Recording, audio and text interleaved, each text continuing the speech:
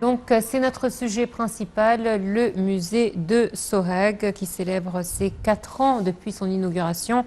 Nous a rejoint par téléphone M. Antoine Youssef Bourdadi, notre expert en tourisme. Bonjour. Bonjour, non. Alors, c'est vrai que c'est un musée particulier. Il a peut-être pris 29 ans de planification et de construction avant d'être inauguré en 2018. Ces travaux ont commencé en 1993, puis a été interrompu à plusieurs reprises pour ensuite être enfin ouvert au grand public. Et il faut dire que tous les amoureux de l'égyptologie, les archéologues, n'attendaient que son ouverture, son inauguration. Est-ce que c'est parce qu'on dit souvent que l'histoire égyptienne a commencé dans cette zone-là? Oui, oui, bien sûr, on peut dire ça. Et puis, c'est vrai que le musée de Sohag, c'était un très grand projet qui était très important pour la province là-bas. Et puis, c'est vrai qu'il est temps qu'il soit inauguré. Depuis, le projet a commencé en 1993. On a commencé à le construire dans les années, je pense, 95-96. Et puis, c'est arrêté, comme vous avez dit, à plusieurs reprises. Et bien sûr, on est passé pour les révolutions de 2011 et de 2013 et tout ça. Donc, il a fallu, c'était déjà construit, il a fallu 18 ans pour le inaugurer. Et c'est vrai qu'en 2016, il y a notre régime nouveau de la Nouvelle République, avec sa volonté de finir tous les projets qui étaient frisés, qui étaient suspendus. Donc, 2016, il y a eu un grand travail de paix, très rapide, et à la fin, il a été inauguré en 2018. Sohag, c'est vrai qu'on ne parle pas beaucoup, mais c'est une région qui est très, très importante sur le plan archéologique et historique. Moi, comme je dis toujours, malheureusement, la région de la Moyenne-Égypte, il y a Ninié qui est la plus célèbre, avec tous les monuments qu'il y a dedans, mais ça n'empêche qu'à Siout, Sohag et d'autres provinces, il y a des zones quand même archéologiques, des sites archéologiques très importants, et malheureusement, on ne parle pas beaucoup. Sohag, comme vous avez dit, c'est le départ d'une des civilisations déjà préhistoriques. Ça a été la capitale de la Haute-Égypte avant l'union des deux Égyptes au début de l'histoire des époques historiques avec Narmer. Mais ça n'empêche qu'à toutes les époques historiques, il y avait pourtant été construit à Sohag. Peut-être le plus célèbre dans la province de Sohag, qui serait le plus beau temple, peut-être pour moi c'est le plus beau temple d'Égypte, c'est Abydos. Déjà un lieu le plus important chez les anciens Égyptiens, centre d'adoration d'Osiris. C'était le lieu du pèlerinage de tous les Égyptiens anciens pendant les millénaires. Un temple magnifique du temps de Séti Ier et de Ramsès II. C'est le plus célèbre, mais ça n'empêche que Sohag, il y a plein d'autres sites de quoi on ne parle pas beaucoup, qui sont très importants et qui n'ont pas eu leur chance pour être vraiment visités ou médiatiques, de quoi on parle. Monsieur Antoine, bonjour. Bonjour Samé et à tous les téléspectateurs. Oui, merci. Alors, quand on parle de ce grand monument qu'est le musée de Sohag, on parle d'une superficie d'à peu près 8700 mètres carrés. À peu près à présent, le musée abrite à peu près 3000 pièces archéologiques et antiques. En tant que grand musée de Sohag, quel est, je dirais, le classement de ce musée parmi les autres musées en Égypte à présent? C'est vrai que c'est un musée régional. Effectivement, la taille, la structure de ce musée le met quand même au niveau des grands musées archéologiques de l'Égypte. Déjà, la taille du musée, comme vous voulez dire, c'est énorme.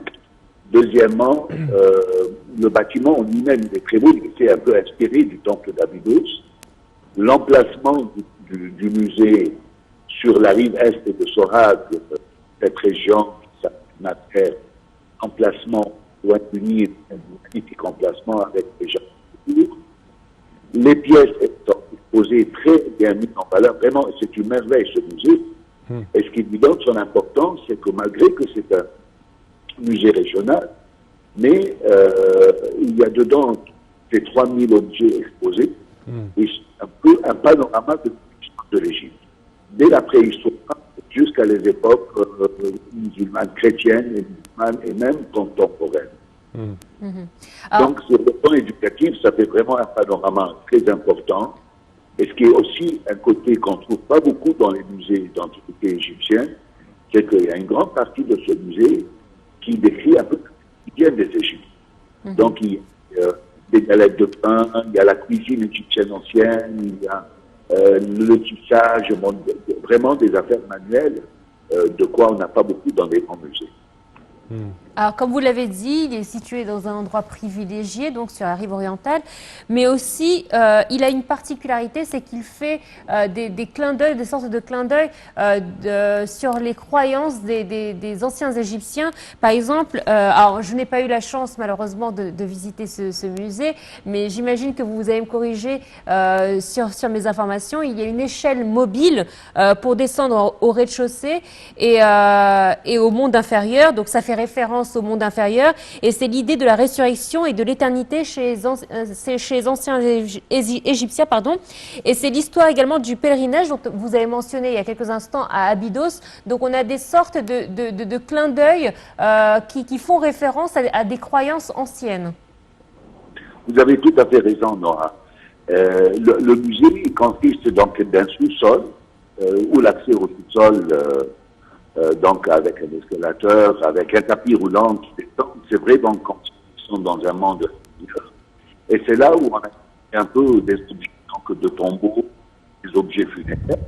Puis, il consiste de 2 étages. Dans la grande salle principale d'exposition, c'est là où il y a le panorama historique. Mais il est vrai que c'est tellement important le site d'Abydos à Sohag, que c'était le lieu de pèlerinage. Tiens. Il ne faut pas oublier que les grands pharaons de l'Ancien Empire, comme Khéops, Képhren, Mykérinos, qui ont vécu à Memphis et qui ont fait les pyramides de Gizeh et de Saqqara, il était nécessaire de faire une tombe symbolique à Abydos, à côté, à Sohag, à côté d'Osiris. C'est ce qu'on appelle des cénotaphes. Donc Khéops, comme il a sa grande pyramide à Gizeh, il a un petit tombeau là-bas à Abydos, pareil Képhren. Effectivement, je rappelle aux téléspectateurs, la seule petite statue que nous avons de Khéops, qui fait 5 cm, qui est au musée du Caire, n'a pas été trouvée, elle a été trouvée dans son cénotaphe à Abydos. Et typiquement, dans la majorité des anciens Égyptiens, ça c'est à l'époque historique, il y a tout le temps, souvent, une scène sur les murs qui montre le pèlerinage à Abydos, l'estimation du pèlerinage en l'au-delà, du défunt vers Abydos pour ressusciter comme Osiris. Mais à part cette croyance fondamentale chez les anciens Égyptiens, on oublie quand même que Sohag, une province où il y a eu, on a trouvé la région, bien sûr, Akhmim, c'était encore une grande adoration du dieu Min, le dieu de la fertilité. Il y a un temple qui a été trouvé du temps de Ramsès, et surtout le fameux colosse de Méritamon, de la fille de Ramsès II. Et puis, nous beaucoup, effectivement, les 2 grands monastères chrétiens qu'il y a là-bas, ce qu'on appelle le monastère blanc et le monastère rouge, dont surtout le blanc où a vécu Saint Chénoté, qu'on appelle quand même le maître des ermites, et que c'est lui, il a fait partie de ce qui ont fait face aux hérésies pendant le concile d'Éphèse. Et Nestor lui-même, il était exilé dans ce monastère. Il a fini sa vie là-bas. Ça a une valeur encore historique. Et puis, il y a des monuments musulmans très importants. D'ailleurs, déjà dans le musée, il y a un très beau Coran doré qui remonte à l'époque ottomane, qui est quand même une pièce unique. Donc, Sohag, ça a plein d'histoires au fil des temps et sur toutes les époques. C'est vrai que le temple d'Abydos et ce site d'Osiris est peut-être le plus célèbre, mais il y a beaucoup d'autres sites qui sont très peu malheureusement visités et qui sont des merveilles, dont un site qui s'appelle Shonete, pas loin du temple d'Abydos, et c'est un édifice de briques crues qui remonte à la 2e dynastie. Donc là, on parle de 49 siècles déjà. Alors, personne n'en parle, vous voyez. C'est des sites qui sont totalement pour même les intéresser à l'archéologie. Parfait, monsieur. Antonius Bordadi, nous tenons à vous remercier de vos explications. Merci à vous.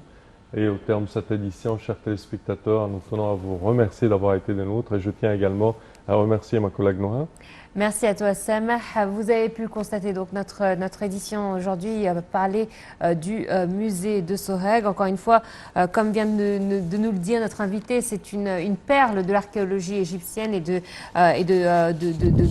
la richesse de nos musées en Égypte. J'espère que vous avez pris plaisir à suivre cette édition. Merci de votre fidélité. Excellent site de programme sur Night TV International. Au revoir.